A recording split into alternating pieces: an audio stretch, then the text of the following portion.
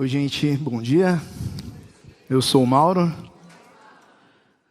Essa música que nós acabamos de cantar, ela tem muito a ver com o que nós vamos conversar hoje aqui. Principalmente aquela parte que fala ali: aos teus pés abandonar o meu crer e o meu duvidar. Porque hoje nós vamos falar sobre incredulidade e fé. É muito bom estar com vocês aqui mais uma vez. É bom poder compartilhar um pouco do que Deus tem falado ao meu coração. E a gente está continuando, na verdade, a série Encontros, né?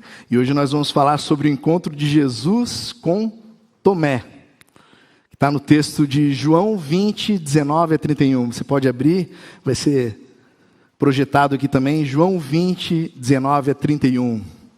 Vamos ler todos juntos? Chegada, pois, a tarde daquele dia, o primeiro da semana, e cerradas as portas onde os discípulos, com medo dos judeus, se tinham ajuntado, chegou Jesus e pôs-se no meio deles e disse-lhes: paz seja convosco. E dizendo isso, mostrou-lhes as suas mãos e o lado, de sorte que os discípulos se alegraram vendo o Senhor. Disse-lhes, pois, Jesus outra vez: paz seja convosco. Assim como o Pai me enviou, também eu vos envio a vós. E havendo dito isso, assoprou sobre eles e disse-lhes: recebei o Espírito Santo. Aqueles a quem perdoares os pecados, lhes serão perdoados. E aqueles a quem os retiverdes, lhes são retidos. Ora, Tomé, um dos 12, chamado Dídimo, não estava com eles quando veio Jesus. Disseram-lhe, pois, os outros discípulos: vimos o Senhor. Mas ele disse-lhes: se eu não vir o sinal dos cravos em suas mãos, e não puser o meu dedo no lugar dos cravos, e não puser a minha mão no seu lado, de maneira nenhuma o crerei. E 8 dias depois, estavam outra vez os seus discípulos dentro, e com eles Tomé. Chegou Jesus, estando as portas fechadas, e apresentou-se no meio e disse: paz seja convosco. Depois disse a Tomé: põe aqui o teu dedo e vê as minhas mãos, e chega a tua mão e põe-na no meu lado, e não sejas incrédulo, mas crente. A versão NVI diz: pare de duvidar. Versículo 28, e Tomé respondeu e disse-lhe: Senhor meu e Deus meu. Disse-lhe Jesus: porque me viste, Tomé, creste. Bem-aventurados os que não viram e creram. Jesus, pois, operou também em presença de seus discípulos muitos outros sinais que não estão escritos neste livro. Estes, porém, foram escritos para que creiais que Jesus é o Cristo, o Filho de Deus, e para que, crendo, tenhais vida em seu nome. Amém? Vamos orar mais uma vez? Você pode fechar os teus olhos. Querido Deus, muito obrigado, Senhor. Muito obrigado por tudo que já aconteceu hoje aqui, Senhor. Muito obrigado pela Tua presença, Senhor. Que nós podemos sentir, Senhor, ela palpável nas nossas vidas. Muito obrigado pelo tempo de adoração e de louvor que nós tivemos com música, Senhor. Mas nós pedimos que Tu continue, Senhor, falando aos nossos corações, Deus. Que eu possa ser instrumento Teu, Senhor, e falar através... e Teu Espírito possa falar através de mim, Senhor, a Tua vontade e o Teu querer para hoje, Senhor. Deus abençoa cada um de nós, amolece os nossos corações, para que a palavra possa frutificar, possa ser plantada de uma forma que ela cresça, Senhor, nos nossos corações. Nós te louvamos por tudo, em nome de Jesus. Amém. Amém? Então, gente, incredulidade e fé. A gente vai falar sobre Tomé, né? Tomé é o discípulo que ele ficou rotulado como o discípulo incrédulo, ou que duvidou. Falou em falta de fé, lembramos de? Até rimou, né? Eu acho que, na verdade, Tomé ele foi injustiçado com esse rótulo que nós colocamos nele. A grande verdade é que a incredulidade, ela é uma das coisas que mais assola a humanidade. E isso nos inclui, porque nós fazemos parte da humanidade. Nós lutamos contra a incredulidade. Mas o que é incredulidade? Eu separei alguns significados aqui, né? O primeiro significado é que a incredulidade ela pode ser definida como ateísmo, ceticismo ou repugnância em crer. Essa é aquela incredulidade ativista, né? Ela é uma escolha intencional do ser humano de lutar contra a fé. Com certeza essa não era a incredulidade de Tomé. Ele não lutava contra a fé. Mas tem um outro significado para a incredulidade, que é assim, daquelas pessoas que querem crer, mas têm dificuldade.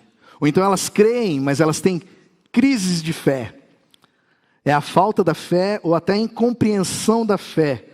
É a tendência de quem não se deixa convencer facilmente. É aquele cara que, não, mas será? Mas, não, me explica melhor. Sabe aquela tendência que nós temos? Deixa eu fazer umas perguntas para vocês não precisam me responder, respondo só para vocês mesmo. Você nunca duvidou? Você sempre esteve constante na sua fé? Perguntas fortes, né? Vou falar para vocês que em todos os grupos em que eu participo ou participei, sejam eles células, ministérios, equipes, em todos eles, isso eu estou falando de grupos de ambientes de igreja. Em todos eles, pessoas falam das suas dificuldades em crer. Eu posso dizer para vocês que eu já vivi minhas crises de fé. Graças a Deus vencidas, mas eu sempre tenho que ficar atento. Eu nunca cheguei a verbalizar que eu não crio em Deus. Nunca verbalizei isso. Eu não creio em Deus, não creio no poder de Deus. Mas muitas vezes com a minha atitude, eu demonstrei a minha incredulidade. Atualmente, graças a Deus, como eu falei, eu estou vivendo um momento maravilhoso, mas eu já tive momentos em que eu duvidei da atuação dele, duvidei do alcance da atuação de Deus. Eu já tive momentos em que eu quis limitar o que Deus pode fazer, ou colocar Deus dentro da minha caixa, né, dentro de um espaço limitado. Ou muitas vezes eu tentei ajudar Deus a fazer o seu trabalho. Sabe quando você tem uma situação que você coloca diante de Deus, Deus, eu preciso que tal situação aconteça. Mas daí você corre por trás e pede para uma pessoa aqui, pede para outra pessoa aqui, pede para outra pessoa aqui, porque você não está realmente confiando em Deus. Você está tentando ajudar Deus a fazer o seu trabalho. A verdade é que todos nós enfrentamos a incredulidade em algum momento. E a gente tem que aprender a lidar com ela de tal forma que ela não nos domine. Uma vez eu ouvi uma pregação, o pastor estava falando sobre santidade e sobre pecado. E ele exemplificou, dizendo que tanto a santidade quanto o pecado são como dois lutadores em um ringue. E o ringue é o nosso coração. Se nós alimentarmos o lutador pecado e não alimentarmos o lutador santidade, no momento da luta, o pecado vai prevalecer e provavelmente vai nocautear a santidade, porque a santidade vai estar fraca. Da mesma forma, se alimentarmos o lutador santidade e não o lutador pecado, provavelmente o pecado vai ser nocauteado, porque o pecado está fraco. O mesmo princípio, gente, se aplica à fé e à incredulidade. Nossa fé, ela precisa ser alimentada, ela precisa ser fortalecida dia após dia, para que a incredulidade não vença. E como é que nós fazemos isso? Como é que nós alimentamos a nossa fé? Através da comunhão com Deus. Oração, leitura da palavra, jejum, ambientes em que pessoas estão buscando o crescimento da fé. Esses ambientes, eles nos cercam, né? Nós somos afetados, na verdade, por tudo que nos cerca. Sejam coisas boas, sejam coisas ruins, sejam vitórias, sejam derrotas, ganhos, perdas. E a nossa posição espiritual, a nossa atitude, baseada nesse ambiente no qual estamos inserindo, ela vai alimentar ou a nossa incredulidade, ou então a nossa fé. Resumindo, o que nos cerca, o que ganha a nossa atenção, nos alimenta. Então hoje eu quero chamar a nossa atenção aqui sobre alguns desses ambientes que podem estar, que nós podemos estar e que afetam e que alimentam ou a nossa incredulidade ou a nossa fé. E o primeiro ambiente que eu quero falar com vocês é sobre o ambiente da multidão. Multidão. Nós podemos estar fazendo parte desse ambiente, gente. Vamos analisar um pouquinho a multidão, né? Lendo a Bíblia, vendo a história, você sabe que a multidão ela cercava Jesus o tempo todo, né? A multidão vivia ao redor de Jesus. Ela esteve em vários momentos na caminhada de Jesus, seguindo, ouvindo, vendo, empurrando e por aí vai. A multidão estava ali. Mas o que acontece com as pessoas que estão na multidão? As pessoas que estão na multidão, elas adquirem as características da multidão. Quais são as características da multidão? Primeira característica da multidão é que a multidão é o lugar da empolgação. Essa é uma característica muito marcante da multidão. Quem está na multidão, ele é conduzido por aquele movimento da multidão, pelo bolo, pelo contexto. Quem aqui já teve algum evento esportivo que tinha uma multidão, um jogo de futebol? Quem já teve algum show musical? Que tinha uma grande multidão, amém? Não me deixem sozinho, por favor. É interessante ver que nesses lugares, até os mais tímidos se soltam, vocês já viram isso? Lá nós somos contagiados por todo mundo cantando, todo mundo gritando, pulando, e quando a gente percebe, a gente está fazendo a mesma coisa. Está todo mundo junto. Assim é a multidão, empolgada e facilmente contagiada. Somos empurrados pelo movimento dos outros. Essa é uma das características da multidão. A outra característica da multidão, que a multidão ela nos deixa na zona de conforto. Sabe por quê? Porque ali na multidão a gente pode ficar camuflado. A gente pode se esconder. Na multidão nós perdemos a nossa identidade, nossa individualidade. Nós somos a multidão. Então a multidão, ela se torna o lugar da superficialidade, não da profundidade. Lá a gente pode acreditar ou desacreditar nas coisas quase que simultaneamente e sem ficarmos em evidência por isso. Ninguém percebe. Estamos juntos na multidão. Estamos escondidos na zona de conforto. Então a multidão ela é empolgada, uma das características, mas também ela é o lugar da zona de conforto. E outra característica da multidão é que a multidão é o lugar da curiosidade. Cheio de curiosos na multidão, né? A multidão ela quer ver o que está acontecendo. Já viram isso? Um acidente, alguma coisa que acontece, começa a juntar gente para ver o que está acontecendo. Eu, quando era adolescente, eu e meus amigos, a gente saía do colégio, lá no centro de Floripa, e a gente combinava, a gente escolhia um prédio, daí lá no prédio, a gente olhava o prédio, a gente escolhia uma janela, e todo mundo parava assim, né? Olha lá, nossa, você está vendo aquilo? Gente, começava a juntar gente. O que vocês estão vendo? Lá, a gente estava olhando para a janela. Onde? Lá. Quando juntava um monte de gente, a gente saía de fininho e deixava o pessoal ali procurando alguma coisa. Bem coisa de moleque. Só que era interessante como juntava a gente. Era impressionante. A multidão é assim, ela é curiosa, ela é espectadora, ela é empolgada e ao mesmo tempo ela está na zona de conforto. Características da multidão. Além dessas características, a multidão ela também tem algumas atitudes bem específicas. Eu vou falar sobre a multidão que cercava Jesus, mas lembre-se que esse ambiente pode ser hoje, é o mesmo ambiente. Então uma das atitudes da multidão, a multidão ela simpatizava com Jesus. Ela simpatizava com Jesus, ela estava ali para ver o show.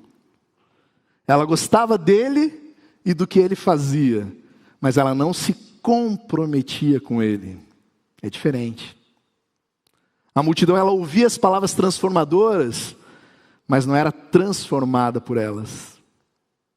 A multidão, ela se alimentava do milagre da multiplicação dos pães, mas com o estômago cheio, ela voltava para casa e seguia a vida sem o pão da vida. Ela só queria a sua satisfação. Essa era a atitude da multidão que seguia Jesus, interesseira. A verdade é que a multidão ela possui uma fé rasa e de curta duração. Ela mais desacredita do que acredita. Ela tem que estar o tempo todo buscando alguma coisa para fortalecer a fé. Ela sempre precisa realimentar a sua fé com uma visão diferente, com alguma sensação, né? Com algum arrepio, com algo sobrenatural, né? Por isso que até hoje tantas pessoas vivem em busca de gurus, de milagreiros, de profetas. Por quê? Porque a multidão ela precisa de sensações para ela acreditar. A multidão ela tem uma fé pontual e temporária, que é dependente do momento, do que ela está vivendo naquele momento. Essa é a fé da multidão. Mas a vida com Deus, ela é muito mais do que só um momento, amém? Amém? Muito mais do que só um momento. Gente, Jesus ele é uma jornada crescente de intimidade e transformação através de encontros e reencontros contínuos, né? E dessa forma, daí sim, o alicerce, o fundamento da comunhão é construído, nos dando uma fé firme e sólida. A Bíblia, na verdade, ela nos convida para uma jornada, não para algo pontual. Eu gosto muito do versículo que está em Oséias 6,3, que diz: então, conheçamos e prossigamos em conhecer ao Senhor. Conheçamos e prossigamos em conhecer ao Senhor. Tem que prosseguir. É contínuo. Vida com Deus não é um momento ou um período. Vida com Deus é um processo contínuo. A multidão ela não vive esse processo, né? É por isso que a multidão é tão instável na sua incredulidade.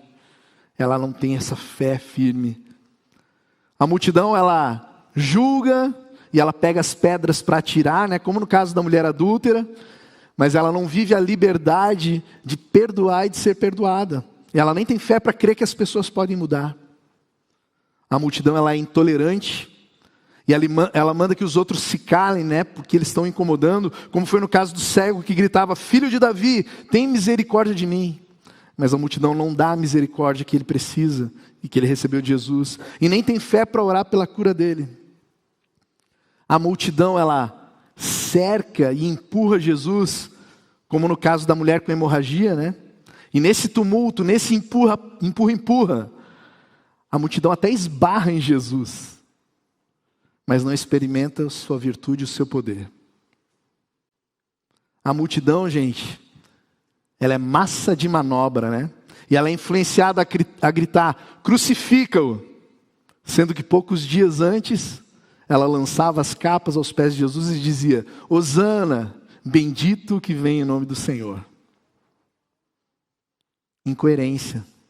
A multidão é o lugar da incoerência. Jesus ele tem compaixão pela multidão, mas ele não quer que fiquemos na multidão. Ele quer que nós possamos andar na intimidade com ele, em um relacionamento pessoal, deixando de lado a superficialidade, alimentando mais a fé do que a incredulidade. Então a multidão, gente, é o lugar em que não devemos estar. Amém? Ih, não senti muita fé nessa. A gente está falando sobre fé e incredulidade, gente. A multidão é o lugar que não devemos estar. Amém? Amém. Pergunta de pastoreio para vocês. Você tem andado dessa forma? Não precisa me responder. Responda para você. Você é mais um que está caminhando com a multidão? A sua fé é essa da multidão? Sendo empurrada pela vida atrás de movimentos espirituais? Uma fé rasa, limitada, superficial, baseada em um momento? Fala assim, ó: Deus tem muito mais para mim. Deus tem muito mais para mim. Eu preciso sair do meio da multidão. Amém? O ambiente da multidão é assim, mas existe outro ambiente em que nós podemos estar e que também alimenta a nossa incredulidade. E esse ambiente é o ambiente da religiosidade. Parece até um contrassenso, né? A religião deveria ser o ambiente que nos gera fé, não incredulidade. Até o significado da palavra religião é religar. Religar o homem a Deus, mas não é o que acontece. Mas vamos falar um pouco sobre os religiosos. O problema dos religiosos, na verdade, eu acho que não é nem a falta de fé. Eles são muito fiéis. Só que a fé deles está na religião, não em Deus. Olha a diferença. Eles estão com a visão desfocada, porque eles estão focando, na verdade, no homem com os seus ritos, não em Deus. Tim Keller ele tem uma frase muito legal que fala assim: a religião nos deixa orgulhosos do que fizemos.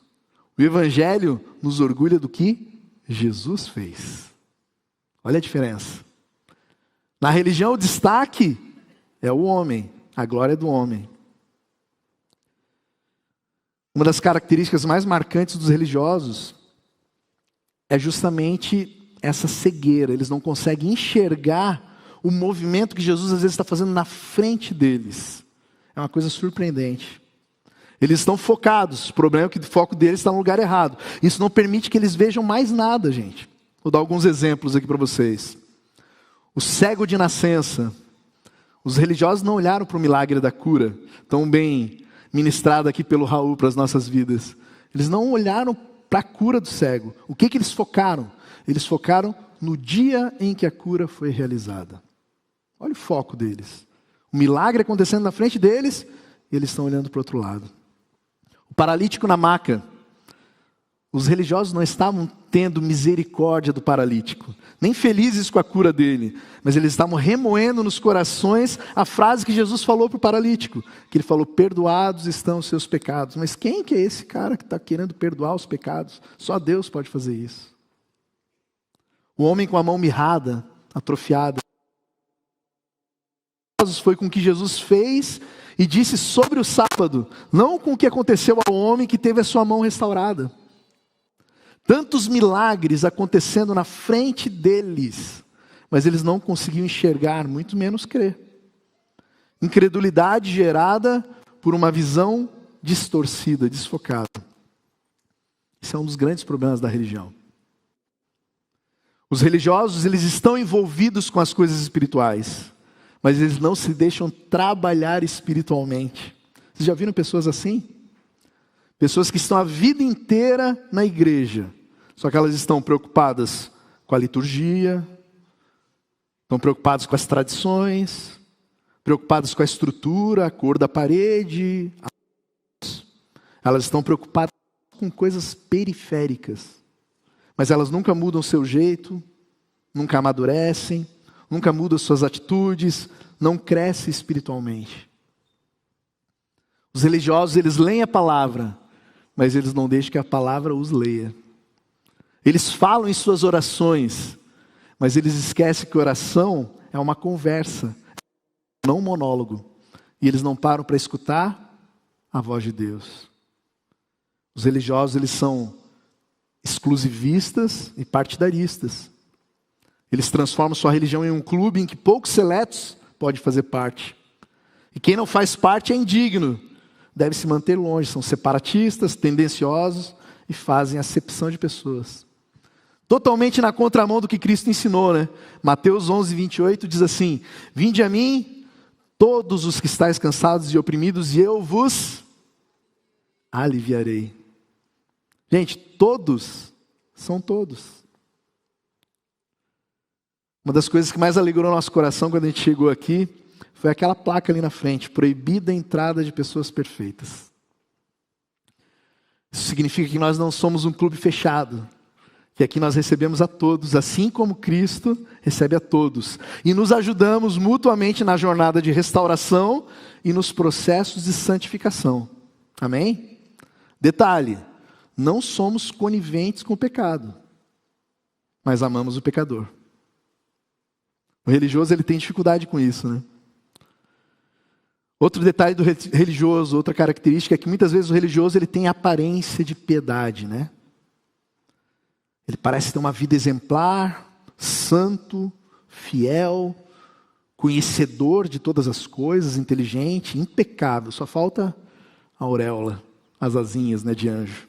Parece um anjo, mas só parece. É o famoso propaganda enganosa. Parece, mas não é. Hipocrisia, né? Jesus chamou de sepulcro caiado. É aquele que está todo bonito, todo arrumado por fora, todo ajeitado, mas que por dentro só tem podridão. Paulo, ele nos ensinou como devemos lidar com a religiosidade, né? Porque Paulo era um religioso de carteirinha, né? Então ele fala sobre ele mesmo em Filipenses 3, de 5 a 9. Eu vou ler aqui para vocês. Ele fala assim: circuncidado ao 8º dia, da linhagem de Israel, da tribo de Benjamim, hebreu de hebreus, Segundo a lei, fui fariseu. Segundo o zelo, perseguidor da igreja. Segundo a justiça que há na lei, irrepreensível. Mas o que para mim era ganho, ele está falando da religião, reputei-o perda por Cristo. E na verdade, tenho também por perda todas as coisas pela excelência do conhecimento de Cristo Jesus, meu Senhor, pelo qual sofri a perda de todas estas coisas e as considero como esterco, para que possa ganhar a Cristo e seja achado nele, não tendo a minha justiça que vem da lei, mas a que vem pela fé em Cristo, a saber, a justiça que vem de Deus pela fé. Paulo descartou toda a religião pela justiça que vem de Deus pela fé. Cuidado para não sermos religiosos incrédulos, praticarmos os ritos, termos os hábitos espirituais, mas não conseguirmos perceber que o Salvador do mundo está na nossa frente, fazendo milagres e nos chamando para uma jornada íntima, completamente diferente do que um simples cumprimento de regras, e não enxergarmos. Você tem vivido sob o jugo da religião? Você é aquele que vem na celebração ao domingo para aplacar teu coração. Fui na igreja. Ufa. A sua fé, ela está centrada em homens com seus ritos e regras, ou ela está centrada em Deus? Nós podemos e nós devemos ter uma vida profunda com Deus e não com a religião. Amém? Uma vida que não é de aparência, né? Uma vida que não é uma questão de regras e leis, mas uma vida abundante, leve em amor e obediência, né? Enfim, existe a fé oscilante e rasa, produzida no ambiente da multidão, que nós falamos. Existe a fé distorcida, produzida no ambiente dos religiosos. Mas o que Deus tem para nós é uma vida com uma fé profunda e verdadeira. Jesus, Ele quer que estejamos no ambiente dos discípulos. Esse é um outro ambiente. Discípulos. Opa! Agora sim, né? Chegamos no ambiente dos discípulos. Agora não tem mais erro, não tem mais falha, não tem mais incredulidade. Não é bem assim. Vamos falar um pouquinho sobre os discípulos, gente. Os discípulos, eles foram aqueles chamados por Jesus para uma caminhada mais próxima, né? E que, olha o detalhe, aceitaram o convite. Como a gente viu ali em Mateus 11, 28, Jesus chama a todos, né? Vinde a mim todos os que estáis cansados e oprimidos e eu vos aliviarei. O detalhe é que o convite, ele precisa ser aceito. E quando aceito, ele implica em uma ação. É uma ação de seguir. Os discípulos, eles fizeram isso. Os discípulos renunciaram a tudo que eles tinham, tudo que eles faziam. Eles mergulharam em uma jornada com Jesus, né? Eles conseguiram romper ali o ambiente da multidão, eles conseguiram romper o ambiente da religiosidade, e eles conseguiram viver intensamente o ministério de Jesus. Foi muito legal. Eles tiveram uma imersão, né? Eles mergulharam no ministério de Jesus. Estavam literalmente no camarote dos acontecimentos, né? Vendo tudo ali no melhor lugar possível. Eles viram de perto as lições, as atitudes, as rotinas, os milagres, os exemplos, a dedicação, a resignação, a entrega, o amor, a graça, a misericórdia de Jesus. Eles viram tudo. Eles estavam vendo tudo. Eles conseguiram beber direto da fonte. Foram ensinados, foram envisionados, foram empoderados e foram enviados. O nosso lugar, gente, o nosso ambiente, sem nenhuma dúvida, é o ambiente dos discípulos. Fala isso para o teu irmão que está dizendo, teu lugar é no ambiente dos discípulos. Fala assim, o meu lugar é no ambiente dos discípulos. Gente, Jesus nos chama para sermos discípulos. Não andar com a multidão e não andar com os religiosos. A pergunta que eu tenho então é que a gente está falando sobre incredulidade. Sendo discípulos, nós estamos livres de viver a incredulidade? A resposta está em Tomé. Como que Tomé, sendo um discípulo que viveu tudo isso que a gente falou aqui, duvidou? É simples. Ser um discípulo não quer dizer que nós estamos livres de erros e falhas. Ponto. A vida de um discípulo, ela é de um constante aprendizado, é um processo permanente de aperfeiçoamento que acontece através de muitas confrontações e muitos ensinamentos. Mas como eu falei antes até, os discípulos que Jesus escolheu, eles nos representam. Então as falhas que eles estão ali, demonstram as falhas que nós temos também. Como é que então a gente pode apontar o dedo para as falhas dos discípulos? Como é que a gente pode julgar Tomé tão rápido, né? Ele foi atingido pela incredulidade? Sim, isso é fato. Mas a humanidade, como a gente falou no início, e isso nos inclui, amém? Todos fazemos parte da humanidade, amém? Amém. Nós todos temos um problema cíclico nessa área.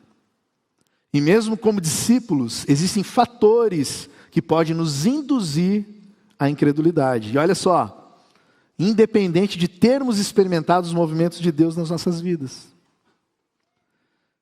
Vou destacar alguns fatores que nos induzem à incredulidade. O primeiro desses fatores que eu quero destacar é a crise. A crise, seja ela qual for. Pode ser financeira, pode ser relacional, emocional. A crise. A crise é um dos fatores que pode nos induzir à incredulidade, mesmo como discípulos. A crise, ela sempre tenta mudar o nosso foco e direcionar para ela. Na crise, gente, nós corremos o risco de tirarmos os olhos de Jesus. Quando as coisas ao nosso redor ganham mais atenção do que Ele, isso deixa a nossa fé abalada e enfraquecida. Muitas pessoas em meio à crise param de buscar Jesus porque elas estão distraídas olhando para os problemas. E aí elas se tornam instáveis em seu crescimento. Hoje eu oro, amanhã esqueci de orar porque eu estou com a cabeça nesse problema. Hoje eu li a Bíblia, não, amanhã, não dá tempo, eu tenho que resolver tal situação, eu tenho que pensar nisso. Tem célula hoje? Não, eu não vou na célula porque eu tenho que dar um jeito de resolver esse meu problema, essa minha crise. Fujo dos ambientes espirituais. Perde a disciplina, né? A gente perde o comprometimento porque a gente está focado na crise. E a gente não tem aquela resiliência, né? Que faça priorizar a comunhão com Deus. E o resultado disso é que o medo começa a dominar. E a consequência do medo é a incredulidade. Vocês lembram de Pedro, no episódio de andar sobre as águas? Jesus vem andando sobre as águas, né? À noite, de madrugada, os discípulos olham aquele vulto vindo por cima das águas, se assustam. Aí Jesus fala para eles, sou eu, sou Jesus. Aí manda que ele se acalme. Daí nesse momento Pedro, sempre Pedro, né? Pedrão era o mais intenso. Ele fala, o texto está em Mateus 14, 28 e 31. Aí Pedro fala assim, Senhor, se és tu, manda-me ir ao teu encontro por sobre as águas. Venha, respondeu Jesus. Então Pedro saiu do barco, andou sobre a água e foi na direção de Jesus. Mas quando reparou no vento, ficou com medo e começando a afundar, gritou, Senhor, salva-me. Imediatamente Jesus estendeu a mão e o segurou e disse, homem de pequena fé, por que você duvidou? O que Pedro fez? Pedro tirou os olhos de Jesus e olhou para o vento. Dessa forma, veio o medo, com o medo veio a dúvida, e ele começou a afundar. O vento, ele simboliza a crise, as adversidades, as lutas. E se nós tirarmos os olhos de Jesus e só olharmos para essas coisas, nós vamos duvidar e nós vamos afundar. Aí, como discípulos, nós temos uma lição básica, né? O discípulo não pode tirar os olhos de Jesus. Amém? Amém? Esse é um dos fatores que pode gerar incredulidade, a crise. Outro fator que pode nos gerar incredulidade, como discípulos, é o pecado. O pecado, gente, especialmente o recorrente, ele gera insensibilidade e faz com que nos acostumemos a estar em um ambiente sem sermos afetados por esse ambiente. Gente, isso é muito perigoso na vida cristã. Essa atitude, ela nos faz ficar parecidos com os religiosos. A gente pode caminhar com os discípulos, saber que Jesus está ali, ver Ele atuando na vida das pessoas, saber quem Ele é, mas ficarmos insensíveis, apáticos ou indiferentes. Participarmos das celebrações, termos tarefas ministeriais, fazermos cursos, usufruirmos das ferramentas, e tudo isso é excelente. Mas termos tudo isso somente como uma rotina espiritual, e não como uma entrega, como uma resposta a Deus, uma resposta de amor a Deus por tudo que nós recebemos. A rotina espiritual, gente, ela é necessária e é importante demais. Mas se ela entrar no modo automático, sem a motivação correta, a rotina ela nos torna indiferentes. E indiferença é pecado. Indiferença é quando as coisas estão acontecendo ao seu lado, você vê, mas isso não te afeta em nada. Não faz com que você mude as suas atitudes. Não faz com que você tenha resoluções. Indiferença, gente, é a falta de interesse. É o descaso. É o desdém. Indiferença é o coração endurecido que leva à incredulidade. Hebreus 3, de 7 a 14, nós temos o seguinte texto.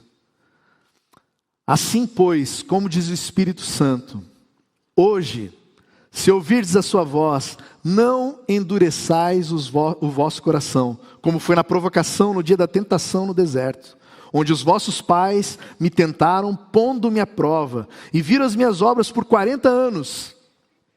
Por isso me indignei contra essa geração e disse, estes sempre erram no coração. Eles também não conheceram os meus caminhos. Assim jurei na minha ira, não entrarão no meu descanso. Tende cuidado, irmãos, jamais aconteça haver em qualquer de vós perverso coração de incredulidade que vos afaste do Deus vivo. Pelo contrário, exortai-vos mutuamente cada dia durante o tempo que se chama hoje, a fim de que nenhum de vós seja endurecido pelo engano do pecado, porque nos temos tornado participantes de Cristo se, de fato, guardarmos firme até o fim a confiança que desde o princípio tivemos. O autor de Hebreus aqui, ele está citando o povo de Israel. Todos conhecem a história do povo de Israel, né? O povo que saiu do Egito vivendo milagres incríveis. Todo mundo conhece essa história. Foram as 10 pragas. Eles viram o mar vermelho se abrindo, né? E eles passaram a seco com as 2 paredes aqui de mar. Passaram a seco. Eles viram o exército egípcio vir atrás deles e ser engolido por esse mar que eles tinham acabado de passar. Eles andaram por 40 anos no deserto. E não era qualquer deserto. Era um deserto pedregoso, um deserto difícil. E as suas roupas e as suas sandálias não envelheceram por 40 anos. Imagina. Eles viram o maná cair do céu para alimentá-los. Eles viram a nuvem que os conduzia durante o dia dando sombra e a nuvem de fogo que os aquecia e guiava à noite. Gente, milagres em cima de milagres. Como Deus mesmo falou aqui no versículo 9 desse texto que a gente acabou de ler, viram por 40 anos as minhas obras. No entanto, não entraram na terra prometida por incredulidade. Sabe o que aconteceu? O ambiente não os afetou mais. Eles se acostumaram com os milagres. A gente presta atenção nisso que eu vou dizer para vocês. Presta atenção. Um dos maiores riscos que nós corremos como igreja, como discípulos, é achar que nós estamos queimando, quando na verdade, estamos só sentindo o calor de quem está perto de nós. Estar em um ambiente de igreja não te torna um cristão. Ser filho de cristão não te torna um cristão. Nós sempre falamos isso lá em casa para os nossos filhos. Deus não tem netos, Deus tem filhos.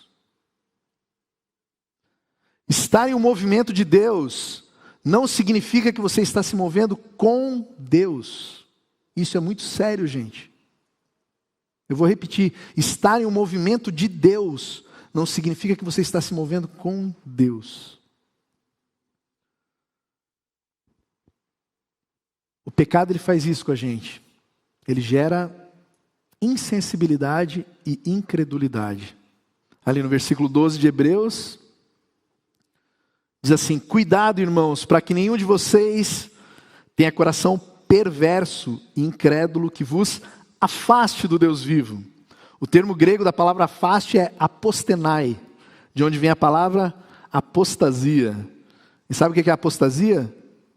Abandono da fé. Um perverso coração, um coração que está envolvido com o pecado, ele nos faz abandonar a fé, mesmo quando estamos vendo a atuação de Deus. Por isso é um alerta para as nossas vidas. No versículo 13, diz assim: pelo contrário, exortai-vos mutuamente cada dia, durante o tempo que se chama hoje, a fim de que nenhum de vós seja endurecido pelo engano do pecado. O termo endurecimento aqui é a mesma palavra que se usa para descrever a formação de um calo. Sabe quando um calo se forma? A gente fica naquele atrito repetitivo, assim, repetido, e forma aquele calo. No começo o calo dói, né? Dói, né, gente? A gente lá no quartel, às vezes a gente tem que usar um sapato novo lá para marchar. Quando ele cria o calo dói, incomoda. Mas com o passar do tempo, o que acontece com o calo? Ele vai engrossando e tirando a sensibilidade. Ser endurecido pelo pecado é como se fosse criado um calo no nosso coração que nos deixa insensíveis. E a insensibilidade ela gera incredulidade. Como é que está o teu coração? Você tem estado insensível?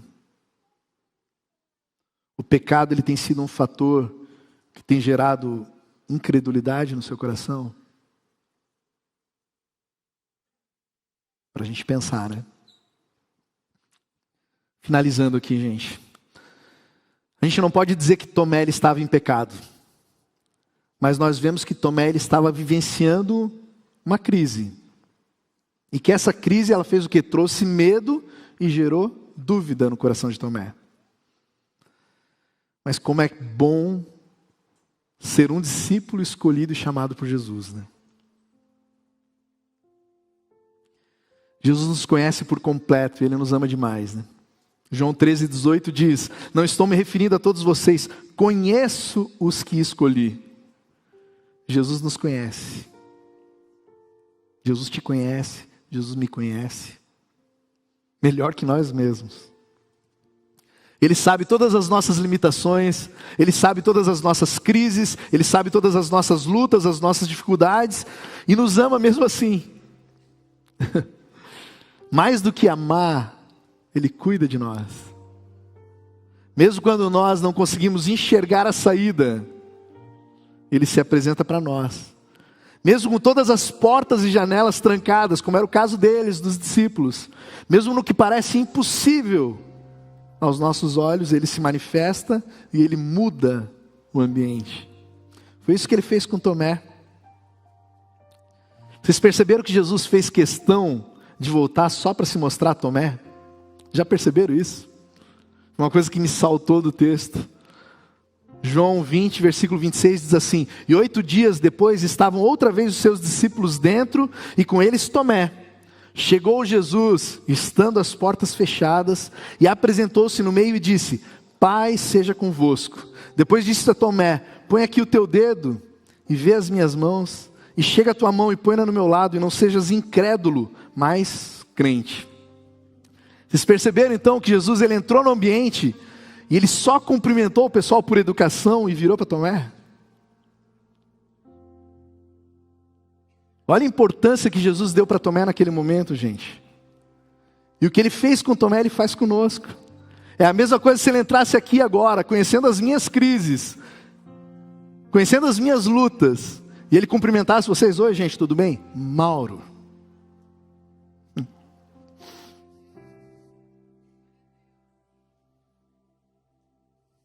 Mauro, vem cá. Edgar, vem cá. Abraão, vem cá. Ele vê as nossas crises, gente. Ele vê as nossas lutas. Ele conhece as nossas limitações. Ele sabe dos nossos pecados. Aliás, ele morreu pelos nossos pecados. Ele também vê a nossa incredulidade. E mesmo assim, ele vem ao nosso encontro. E quando ele vem ao nosso encontro, ele reafirma quem ele é e reacende a nossa fé. O que aconteceu então? O que acontece? Quando Jesus vem ao nosso encontro, o nosso coração é realinhado, né? Versículo 27, depois disse a Tomé: põe aqui o teu dedo e vê as minhas mãos. E chega a tua mão e põe-na no meu lado, e não sejas incrédulo, mas crente. E Tomé respondeu e disse-lhe: Senhor meu e Deus meu. Disse-lhe Jesus: porque me viste, Tomé, creste. Bem-aventurados os que não viram e creram. Jesus deu aquela confrontada, né? Aquela apertada forte em Tomé, como ele faz conosco, né? Alinhando as coisas. Você tem que melhorar isso. Eu tenho certeza que na cabeça de Tomé veio um filme, né? De tudo que ele viveu com Jesus, tudo que ele viveu ao lado de Jesus, tudo que ele viu Jesus fazendo. E Tomé só teve uma reação, que também deve ser a nossa reação, e com certeza é a mais assertiva, que é a ação de rendição. Tomé falou: Senhor meu e Deus meu. A volta de Jesus por Tomé nos mostra que não existe situação, não existe incredulidade, não existe pecado, não existe falha, não existe dúvida que faça com que Ele desista de nós. Ele nos ama. Aleluia. Quando a gente estava aqui na nossa conferência IFD, David Cornfield, ele trouxe uma frase que eu anotei, que eu achei especial demais, que diz assim: o número de 11 discípulos, mostra que Jesus perdeu alguém, mas nunca rejeitou ninguém. Aleluia. Nos nossos momentos escuros, nos dias sombrios, Jesus ele vem ao nosso encontro e nos relembra quem Ele é, e o que Ele fez e faz por nós. E aí Ele nos envolve com a sua luz, com o seu perdão, com o seu amor. Instantaneamente nos nossos corações a mesma expressão de reconhecimento e adoração de Tomé: Senhor meu e Deus meu. Rendição total a Ele. Amém? Queria te convidar a ficar em pé. Vamos ficar em pé todos juntos. Qual é o ambiente que você está hoje? Talvez você esteja no ambiente da multidão. Talvez você seja aquele que está observando tudo, admirando até, sendo empurrado por um movimento, mas que ainda não se posicionou, e ainda não escolheu sair do meio da multidão para ser um discípulo. Jesus está te dizendo hoje: vem. Existe vida abundante além da multidão. Existe intimidade, existe profundidade. Sai da superficialidade. Mas talvez você faça parte do grupo dos religiosos. Talvez você cumpra os ritos. Talvez você tenha rotinas espirituais. Mas essas rotinas e essas regras são o que dirigem a sua vida espiritual. Talvez você não consiga nem amar as pessoas que estão ao seu redor, por achar que elas estão muito distantes do seu nível espiritual. Mas eu quero te dizer que hoje Jesus está te falando também: vem. Eu tenho muito mais do que ritos e normas para você. Sai do grupo dos religiosos, vem para o grupo dos discípulos. Queria te convidar a fechar os teus olhos. Eu queria convidar você a fazer uma oração junto comigo. Se você está num desses ambientes, se você se identificou, estando no ambiente da multidão ou estando no ambiente dos religiosos, faz essa oração comigo. Diz assim: Deus, eu não quero ficar no meio da multidão. Eu quero um relacionamento profundo contigo. Eu não quero estar preso a ritos e a regras. Eu quero estar conectado ao seu amor. Eu te aceito hoje, Jesus, como meu Senhor e como meu Salvador. Amém. Amém? Quem fez essa oração hoje pela primeira vez? Glória a Deus. Levanta a mão bem alto. Quem fez essa oração pela primeira vez? Quem está perto, dá um abraço nessas pessoas que levantam. Fica com a mão bem alta, sim. Isso. Glória a Deus. Lá atrás também. Glória a Deus. Eu queria fazer um convite especial para vocês. Vocês que fizeram essa oração hoje pela primeira vez. Vocês que querem tomar esse passo de sair do grupo da multidão, sair do ambiente da multidão, sair dos discípulos. Vem aqui do lado onde está o Raul, acena aí pra gente, Raul. Está ali o Raul, tem aquela porta, lá atrás também tem uma entrada. Eu queria te convidar a sair do teu lugar, vai ali para aquela sala com eles querem orar com você, eles querem te abraçar, eles têm um presente para você. Então pode sair do teu lugar, você que levantou a sua mão, né? Quem está perto aí dessa pessoa, convida ela, olha, você levantou, vamos lá junto comigo. Eu queria estar contigo nesse ambiente ali, pode sair do teu lugar. Glória a Deus. Glória a Deus. Agora eu tenho outro convite. Um convite para você, que já respondeu o convite de Jesus para segui-lo como discípulo, mas que hoje você está com seu coração insensível, endurecido ou indiferente. Talvez as crises, talvez os ventos, né? Os problemas da vida tenham te cercado e isso tenha feito você tirar os olhos de Jesus e consequentemente duvidar do poder de Jesus. Talvez o pecado esteja formando um calo no seu coração. Hoje Jesus quer fazer com que você toque nas marcas dos cravos dele de novo. Ele quer te relembrar quem ele é. Mais do que relembrar, ele quer dizer o quanto você é importante. E que mesmo em meio às suas crises, ele volta para se encontrar com você. Se você está em uma dessas situações, eu queria orar com você hoje.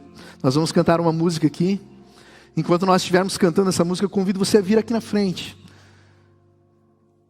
Se você está com dificuldade, se você tem a incredulidade no teu coração, se isso tem te incomodado, sai do teu lugar e vem, dá um passo de fé.